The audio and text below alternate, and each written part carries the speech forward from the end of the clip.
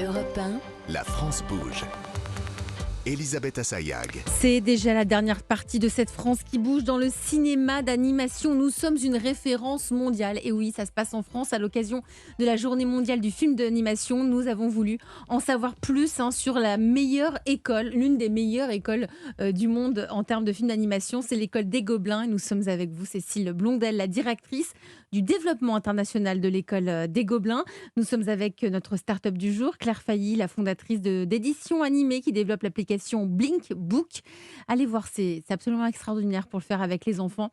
Et la pépite du jour, Nancy de Méritins, la fondatrice d'Opiki, de la plateforme de streaming spécial dessin animé.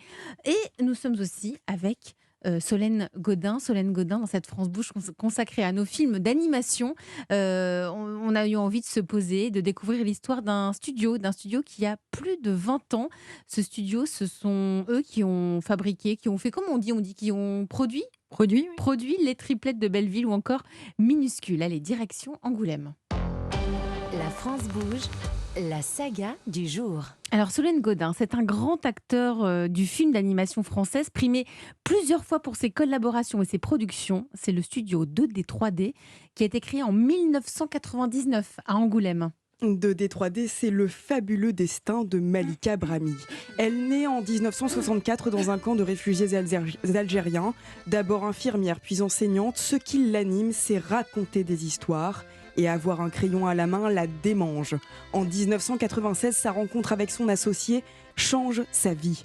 Elle monte dans le manège enchanté du film d'animation et crée son propre studio. Au départ, c'était pour faire de la prestation de service, mais toujours dans l'idée de pouvoir à un moment donné ou à un autre essayer d'être à l'initiative de contenus et de projets artistiques qui pourraient être vus au cinéma ou à la télé. Alors 2D 3D s'est fait connaître avec la série franco-canadienne Air Academy, les pilotes de l'extrême.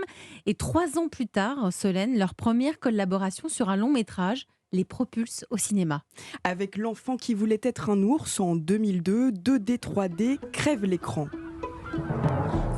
Nous allons vous raconter l'histoire la plus étrange, la plus étonnante et la plus bouleversante qui soit arrivée à un enfant. 1 an plus tard, le studio enchaîne avec les triplettes de Belleville de Sylvain Chomet.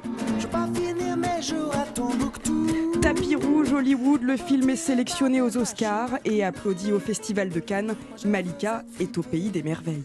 À Cannes, j'y étais dans la salle. Il y a eu une ovation, mais qui a duré, je pense, 10 minutes, tellement les gens ont été vraiment surpris. Ça a vraiment réveillé les esprits par rapport à l'animation, que ça pouvait être bien autre chose que simplement des petits dessins animés pour les enfants.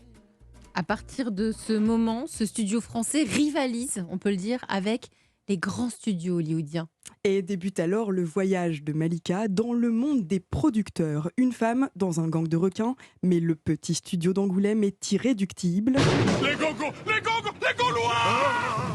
Astérix et les Vikings va la lancer en tant que coproductrice, suivie de Minuscule, la vallée des fourmis perdues. Malika, plus fourmi que cigale, produit et forme aussi ses équipes. On a intégré véritablement en interne un petit département de formation pour pouvoir avoir sans cesse les personnels adéquats, formés pour le type de solution sur lequel on travaille. 4 projets sont en cours, des films et des séries, des contes plus engagés, histoire de se mélanger comme le film éponyme de 2D 3D. 2D 3D, merci Solène Godin pour cette saga du jour.